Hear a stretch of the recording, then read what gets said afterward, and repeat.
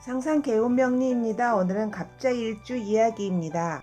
갑자일주는 60갑자 중에서 1등으로 오는 일주입니다. 드러내고 대장 노릇하고 우두머리 하고 싶고 그리고 통솔하는 기질이 있는 사람, 주머니가 비어있어도 밖에 나가서 허허하고 웃는 사람이요. 자존심이 강한 사람, 세상 살면서 죽는 소리도 하고 남에게 좀 이렇게 좀 매달려도 보고 이런 것도 있어야 되는데 그런 것이 없습니다. 조직에서도 돋보이고 싶은 마음이 있기 때문에 조화로운 그 조직 생활을 못하죠. 숙이는 삶을 못하는 거죠. 그래서 삶이 힘듭니다. 그리고 정의는 언제든지 재성에 의해서 그 제극인이 될 수 있는 사람이니까 그 삶이 편하진 않겠죠. 정의는 정말 길신이잖아요. 공부, 엄마, 문서. 그런데 정의인의 가장 쥐약이 재성인데 그 정의는 재성을 만나게 돼 있습니다. 운에서 언제든지. 갑자일주는 공부로 승부를 해야 되는 사람인데 정의인이 항상 정제에 의해서 정말 불안한 모습이잖아요. 갑자일주가 공부를 해서 성공할 확률은 별로 높지 않겠죠.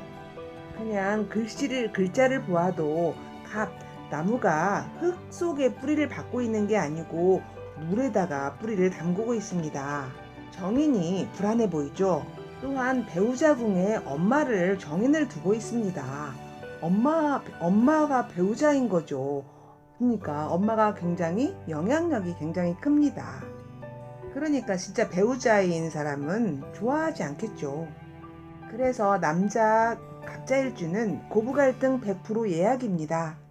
제가 생각하기에 갑자일주 아들을 둔 엄마라면 고부갈등 그런 거 하지 말고 그 목욕지에 있는 갑자일주에게 그 공부로 그 앞길을 잡아갈 수 있도록 어린 시절에 잘 잡아줬으면 좋겠습니다.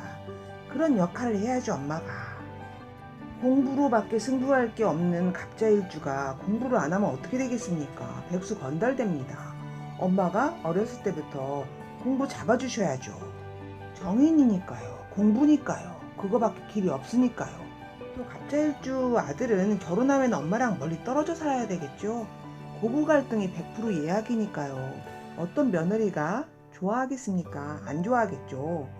그러니까 아들도 그 자기 입장을 분명히 해야 그 배우자를 지킬 수 있습니다. 엄마의 영향력이 크니까 엄마 편도 못 들고 부인 편도 못 들으면 부인이 떠나는 거예요. 결국은 엄마 쪽으로 기울고 있으니까 엄마의 영향력이 크니까요. 그리고 어린 시절에 갑자일주는 공부를 열심히 해서 본 자격증이라도 공부로 승부해야 되니까 엄마가 그쪽으로 신경을 많이 써줘야 되겠죠. 갑자일주는요, 그 유흥적인, 예능적인 그런 것도 강해서 노래를 부른다든가 춤을 춘다든가 아니면은 그림을 그린다든가 그런 예체능으로 갈 수도 있습니다. 근데 그거는 길이 아니겠죠. 그거는 그냥 노는 거예요. 즐기는 것. 또 이 사람들은 외로움이 있기 때문에 외로운 걸 싫어해가지고 사람들이랑 막 어울립니다. 갑자니까 자랑하고 의시되고 이런 거 좋아해요. 한번 상상해 보세요. 그런 사람에게 자격증이라도 하나 있어야 먹고 살죠.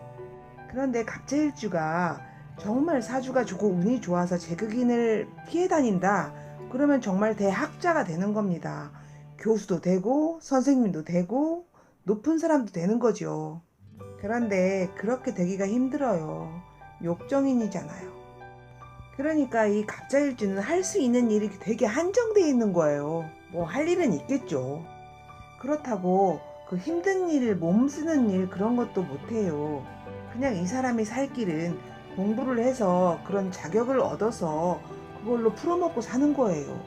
남녀 모두 그 관성, 재성 다 태지니까 그 기운이 약하죠. 배우자 운이 약하고 그리고 식신도 태니까 힘든 일 못하고요. 여자 갑자일주의 경우는 자식과의 인연도 없으니까 빨리빨리 그냥 내보내는 게 좋습니다. 인성, 배움만 로광이니까 어쨌든 배워서 배움의 끈을 놓지 말고 배워서 그걸로 먹고 삽시다.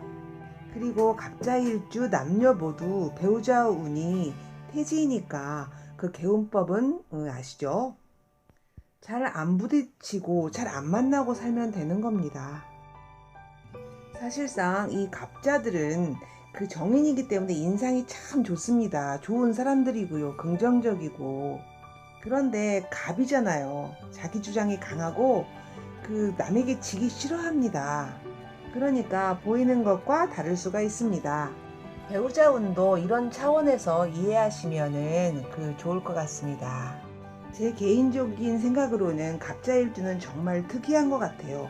정인이니까 정관을 받아들이려고 하는 마음이 있기 때문에 그 사람이 반듯하지만 또 제극인이 되면 또 한탕을 잡으려고 하기도 하고 또 정인의 순수한 마음이 있고 또 풍류도 압니다.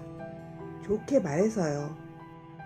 오늘은 제가 3가지를 말씀드린 것 같아요. 정인은 꼭 공부를 해야 된다. 그리고 갑자일주의 엄마는 어떻게 처신을 해야 되는지, 그리고 배우자와는 어떻게 살아야 하는지 3가지를 말씀드렸습니다. 그리고 마지막으로 제 지인 이야기인데요. 갑자일주 아들을 가진 엄마예요. 그분 상담을 했는데 그 아들이 갑자일주이기 때문에 공부를 열심히 시켜야 되고 또 엄마의 역할이 얼마나 중요한지에 대해서 늘 말씀을 드리거든요.